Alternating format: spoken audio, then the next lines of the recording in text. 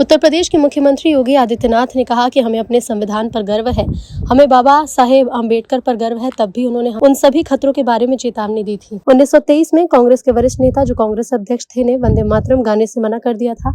आखिरी पलों में उन्हें यरूशलेम में मरने की इच्छा जाहिर की थी। बाबा साहेब ने कहा था कि जो व्यक्ति भारत में पैदा होने और उसकी सुविधा का उपभोग करने के बावजूद भारत की मिट्टी को पवित्र नहीं मानता, वो सही मायने में भारतीयों के हित की सेवा भी नहीं करता। दुख की बात यह है कि तुष्टीकरण की नीतियों की वकालत करने वाली पार्टियां न केवल भारत को नुकसान पहुंचा रही हैं, बल्कि बाबा साहेब अम्बेडकर का अपमान भी कर रही हैं। उन्होंने नागरिकों से उनके अधिकार छीनने की शर्मनाक कोशिश कर रही हैं। पीएम मोदी के नेतृत्व में नया भारत अपने महापुरुषों पर गर्व करता है और उनका सम्मान भी। हमें अपने संविधान पर गौरव की अनुभूति होती है।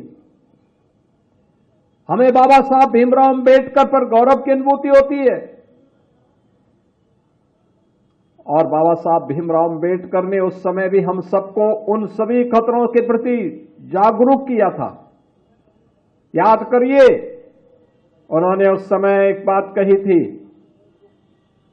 जो बात यहां पे पहले अभी असीम अरुण जी ने कहा, मैं उसमें आने के पहले एक बात जरूर कहना चाहूंगा। जब उस समय कांग्रेस के एक बड़े नेता ने,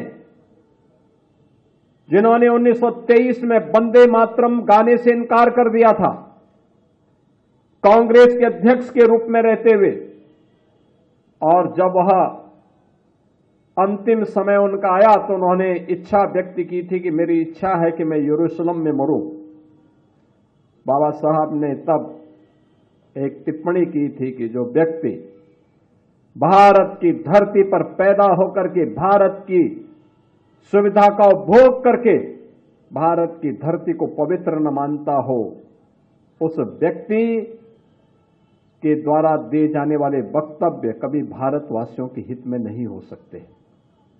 दुर्भाग्य से उस तुष्टीकरण की नीति पर चलने वाले दल न केवल भारत का अहित कर रहे हैं, बल्कि बाबा साहब भीमराव अम्बेडकर का भी अपमान कर रहे हैं और इस देशवासियों को उनकी सुविधाओं से वंचित करने की कुत्सित चेष्टा का हिस्सा भी उनका है।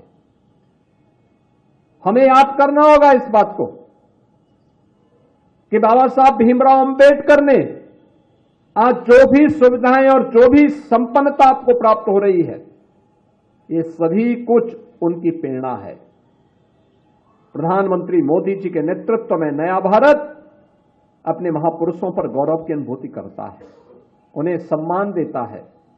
पंचतीर्थ के निर्माण का कार्यक्रम हो या अनुसूचित जाति, जनजाति और पिछड़ी जाति के छात्रों को मिलने वाली स्कॉलरशिप और अन्य सुविधाएं, ये उसी क्रम का हिस्सा है।